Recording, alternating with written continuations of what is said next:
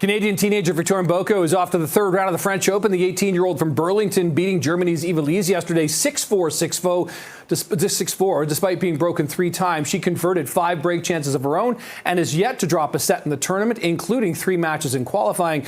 She's on next, taking on Qinwen Zheng, the Chinese reigning Olympic gold medalist. That match goes on Friday. So let's bring back in Mike McIntyre, host of the Matchpoint Canada podcast, the #1 tennis podcast in this country right now. Mike, you and I were talking about Victoria Mboko on, I guess it was Monday or Tuesday earlier this week. Here we are again. She's through to the third round. What did you take from her match yesterday, taking out Germany's #1 player?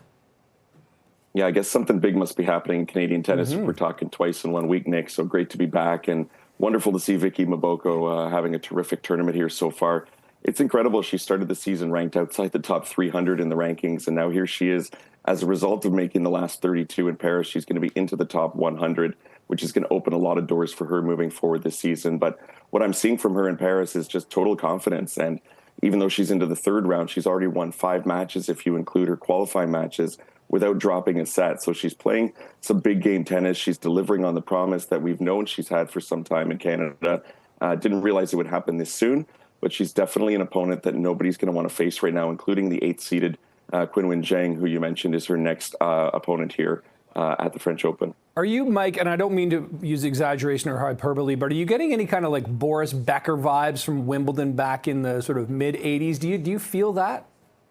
Well, you know, Boris Becker was my favorite player growing up, but until she starts diving around the court, I don't know if we can make those comparisons. But she does have a booming serve like Becker, and that's something she had even back when she was 15 years old. We saw it here in Toronto years ago at qualifying for the National Bank Open. So she's always had that weapon, but she's got the foot speed. The backhand has really come a long way.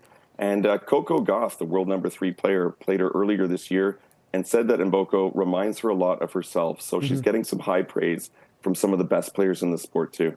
And Mike, what are you hearing from other people in and around the sort of Canadian tennis industry? I know we had Carl Hale on yesterday, NBO tournament director. He's been watching her for a while. What else are you hearing? Matchpoint Canada, you talk to so many people connected to Canadian tennis.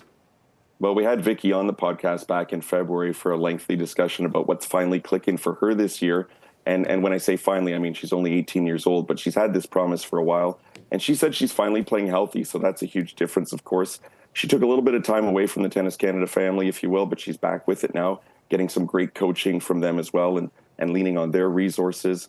And this is someone who also is just using that element of surprise to her advantage. Other players don't know her as well, but here in Canada, clearly it's great to have another fantastic player, hopefully to follow in the footsteps of Bianca Andrescu and Leila Annie Fernandez. And she says she takes a lot of inspiration from Bianca after Bianca won the U.S. Open. And I remember talking to Carl Hale about Bianca, saying the impact of her win we're going to be seeing down the road. I feel like here we are down the road, Mike. Yeah, and we always hoped that Bianca would be able to sort of consolidate after that victory and that we'd see more of them. Unfortunately, injuries have been her big issue. But it's fantastic when you look down the pipeline and you see other players coming up, much like in a team sport, that they've got, stockpiling draft picks and things like that. Well, Vicky Mboko is like a high-ranked draft pick for Canada and should give Canadian tennis fans something to be super excited about moving forward. Okay, we'll all be waiting to see what happens for her in round 3 Friday. Mike McIntyre, host of Matchpoint Canada podcast, #1 podcast about tennis in the country. Always appreciate the time. Hopefully, Mike, we can talk next week more about Vicky Mboko.